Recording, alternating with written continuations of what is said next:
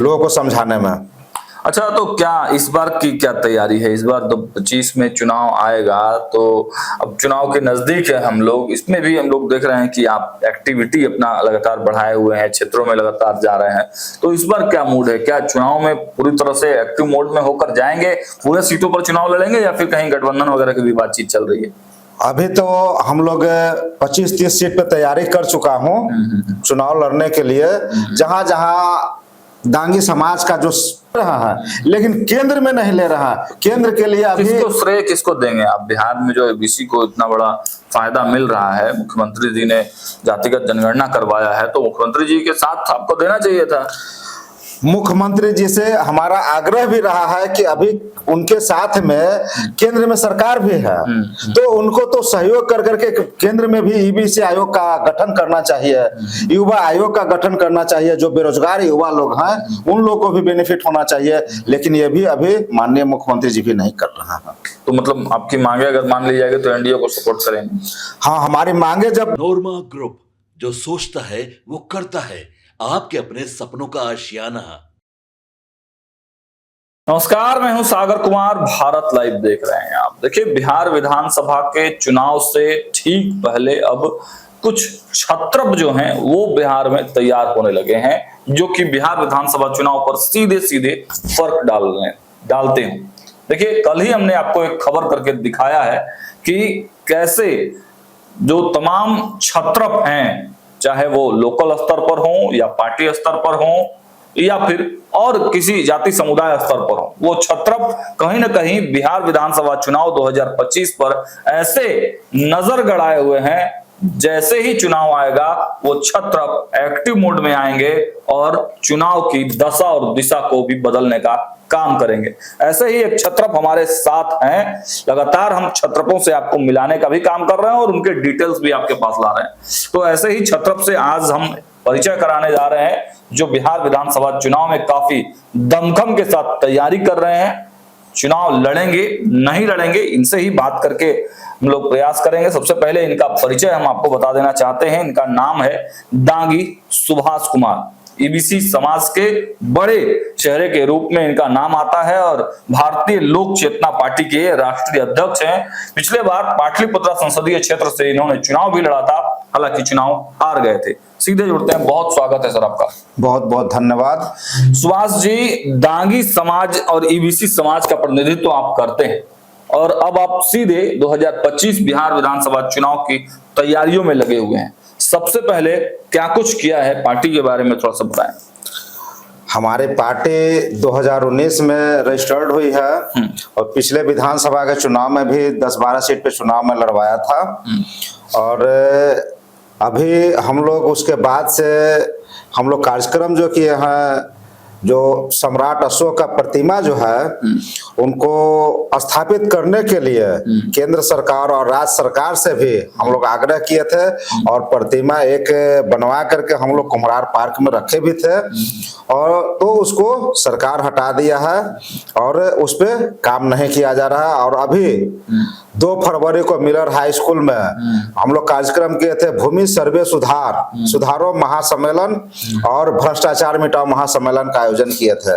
उसमें काफी लोग समाज के, जो भी दांगी समाज के थे सभी लोग आए हैं, और समाज के लोग भी आए थे, काफी लोग आए हुए थे। वही कार्यक्रम में हम लोग अभी तक किए हैं, लगे हुए हैं और समाज को एकजुट करने में लगे हुए हैं कि समाज एकजुट हो। माने जहां कहा जाए उनको, जिनके तरफ कहा जाए उनको वोट देने का काम किया जाए, इसी में हम लोग माने समझिए कि लगे हुए हैं लोगों को समझाने में। अच्छा, तो क्या इस बार की क्या तैयारी है? इस बार 2025 में चुनाव आएगा, तो अब चुनाव के नजदीक है हम लोग, इसमें भी हम लोग देख रहे हैं कि आप एक्टिविटी अपना लगातार बढ़ाए हुए हैं, क्षेत्रों में लगातार जा रहे हैं।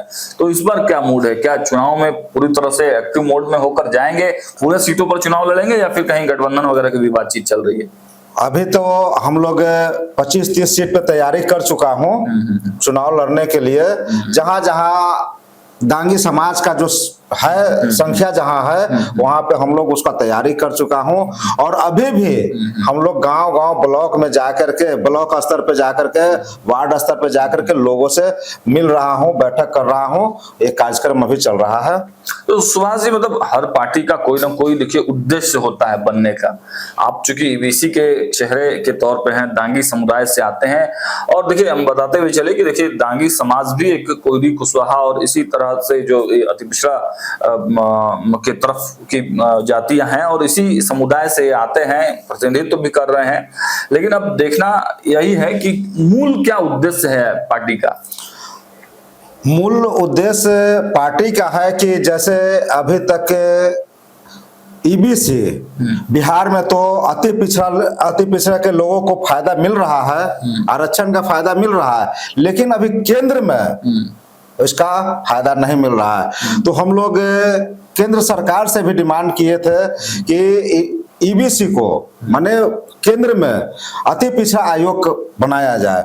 अति पिछड़ा आयोग बनाएंगे तभी जाकर के केंद्र में भी बेनिफिट मिल सकता है ईबीसी को, नहीं तो अभी नहीं मिल रहा है। तो लगातार तो नीतीश कुमार अति पिछड़ा के लिए काम कर रहे हैं, आवाज भी उठा रहे हैं, तेजस्वी यादव भी घूम घूम के कह रहे हैं। जैसे माननीय मुख्यमंत्री जी हो या तेजस्वी यादव जी हो, ये लोग बिहार में कह रहे हैं, बिहार में तो ईबीसी को फायदा मिल ही रहा है, जो भी ईबीसी का आरक्षण है उसका फायदा ले रहा है, लेकिन केंद्र में नहीं ले रहा है। केंद्र के लिए अभी किसको श्रेय किसको देंगे आप? बिहार में जो ईबीसी को इतना बड़ा फायदा मिल रहा है, मुख्यमंत्री जी ने जातिगत जनगणना करवाया है, तो मुख्यमंत्री जी के साथ आपको देना चाहिए था। मुख्यमंत्री जी से हमारा आग्रह भी रहा है कि अभी उनके साथ में केंद्र में सरकार भी है, तो उनको तो सहयोग कर करके केंद्र में भी ईबीसी आयोग का गठन करना चाहिए, युवा आयोग का गठन करना चाहिए। जो बेरोजगार युवा लोग हैं उन लोगों को भी बेनिफिट होना चाहिए, लेकिन ये भी अभी माननीय मुख्यमंत्री जी भी नहीं कर रहा है। तो मतलब आपकी मांगे अगर मान ली जाएगी तो एनडीए को सपोर्ट करेंगे? हाँ, हमारी मांगे जब मिल जाए, पूरा हो जाएगा, लोगों को ईबीसी समाज के लोगों को अगर बेनिफिट मिलने लगेगा तो उनके साथ में मैं रहूंगा। अच्छा सुभाष जी, ईबीसी की तो बहुत सारी पार्टियां हैं, कई लोग ईबीसी का दावा करते हैं और कई लोगों के पास उस जाति समुदाय का वोट जाता है, लेकिन अब आप राजनीति में आए हैं। हालांकि 2019 में ही आपकी पार्टी रजिस्टर और उससे बहुत पहले से आप राजनीति करते आ रहे हैं, लेकिन बाकी ईबीसी की जो पार्टियां हैं उनसे कैसे अलग हैं सुभाष कुमार दांगी? जैसे ईबीसी के कोई भी पार्टी रहे, किसी भी दल से रहे ईबीसी के लोग, लेकिन वो अपने स्वार्थ में है, लेकिन समाज को बेनिफिट देने की बात अभी तक वो लोग नहीं किए हैं। अभी तक केंद्र में जब सरकार के साथ में वो लोग हैं तो उनको केंद्र में अति पिछड़ा आयोग का गठन के लिए सरकार से बात करनी चाहिए थी, उसके लिए आवाज उठाना चाहिए था, उसके लिए संघर्ष करना चाहिए था। अभी तक ये नहीं हो पाया। सुभाष दांगी संघर्ष करने के लिए तैयार है। सुभाष दांगी ईबीसी आयोग का गठन के लिए संघर्ष करने के लिए तैयार है। पटना ही नहीं, दिल्ली तक, दिल्ली के जंतर मंतर तक धरना देने का कार्य, दिल्ली तक जाएंगे। जी, दिल्ली तक जाएंगे पूरे संख्या के साथ, पूरे संख्या के साथ में। समाज साथ है आपके? समाज साथ में है, हमारे साथ में समाज है, ईबीसी के लोग भी साथ में हमारे हैं, सब लोग साथ में हैं। कुछ लोग तो दांगी को ईबीसी से हटाने की भी बात कर रहे हैं। देखिए, अगर हटाने की बात वो करते हैं तो ठीक है, वो बात कर रहे हैं, लेकिन ये नहीं है कि राज्य सरकार या केंद्र सरकार से ये नहीं कह रहा है कि ईबीसी का दायरा बढ़ाया जाए, आरक्षण का दायरा बढ़ाया जाए। इसके विषय में वो लोग नहीं लड़ रहा है। सिर्फ वो समाज अगर उनके सहयोग में है तो उसको अलग करने की तैयारी कर रहा है, अलग करने के लिए लड़ाई लड़ रहा है। ईबीसी का दायरा बढ़ाने की बात नहीं करते हैं। आप दायरा बढ़ाना चाहते हैं? जी। चलिए, तो देखा आपने, हमारे साथ दांगी सुभाष कुमार जी थे और साफ शब्दों में ऐलान भी कर दिया है इन्होंने कि दांगी समाज के हक और अधिकार का हनन बिल्कुल भी बर्दाश्त नहीं किया जाएगा और पूरे जो अति पिछड़ा समाज है उसको एकजुट करने के लिए, उसके आयोग बनाने के लिए इन्होंने डिमांड रखा है।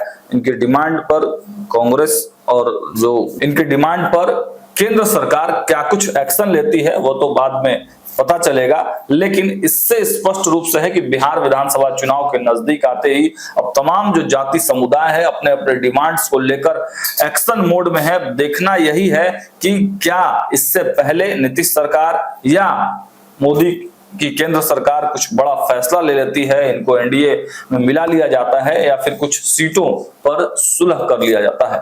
सुभाष दांगी से हम बाद में मुलाकात करेंगे और बाद में भी जब इनकी पार्टी ग्राउंड जीरो पर उतरकर काम करेगी तो उनके कार्यक्रमों को भी हम दिखाएंगे। देखते रहिए भारत लाइव। बहुत बहुत धन्यवाद। आपके सपनों को हमने सजाया है, ई होम्स पैनोरामा को हमने बनाया है। ई होम्स मेरा एक सपना था जिस पे मैं पिछले 4 साल से काम कर रहा था। हमने जो बनाया है वो सबने है माना। ई होम्स पैनोरामा में हो आपका भी आशियाना। और फाइनली हमने 2021 में इस प्रोजेक्ट को लॉन्च किया। बहुत लोग अप्रिशिएट कर रहे हैं कि पूर्णिया जैसे शहर में, बिहार के, एक तो बिहार की बात करें उसमें भी पूर्णिया जैसे छोटे जगह में इस तरह का लाइफस्टाइल देना, ये सुन के हम लोगों को बहुत अच्छा लगता है। ई होम्स में हमने कुछ और भी किया है, जैसे हम जिस जगह में रह रहे हैं हमारे फैमिली सिक्योर हो, उनको सिक्योरिटी का ध्यान में रखा है। आपकी सुविधा और सुरक्षा आपके लिए खास है, ये आपका विश्वास है। इसमें आर्टिफिशियल इंटेलिजेंस का 7 लेयर सिक्योरिटी का हमने इस्तेमाल किया है। लस ग्रीन कैंपस को बनाया है। यदि हमारा बाउंड्री वाल है तो वो वर्टिकल गार्डन है। ये जितनी भी फैसिलिटी होता है एक इंटरनेशनल टाउनशिप में ई होम्स है, ये हम लोग विश्वास नहीं कर पा रहे हैं। जो भी हमारे मित्र दोस्त या जो भी हमारे बाहर के बाहर आते हैं तो हम लोगों को बहुत अच्छा सुनने को मिलता है और बहुत अच्छा क्रेडिट मिल रहा है। वो सारा हमने सिर्फ एक बिल्डिंग नहीं बनाया, हमें एक बहुत अच्छा लाइफस्टाइल दिया ई होम्स में, और मेरा एक सपना था जिसको मैं आज फुलफिल होते हुए देख पा रहा हूँ। ये आपका आवास है। ई होम्स पैनोरामा में अब आपका निवास है। E Homes Panorama, luxurious lifestyle redefined. Panorama Group, जो सोचता है वो करता है। अगर ये वीडियो पसंद आई और वह बिहार के राजनीति और बिहारियत से सरोकार रखेनी तो सब्सक्राइब बटन दबा के चैनल के सब्सक्राइब कर ली। ओजे एगो घंटी बा, ओकरा बटन दबा देला से कुल सटीक और मारक खबर रुआ मुफ्त में मिल जाई। अगर रुआ पत्रकारिता के हमनी के नया प्रयोग में सहयोग कर चाहतानी तो ज्वाइन बटन दबा दी। पेटीएम नंबर नोट कर ली 9386816700।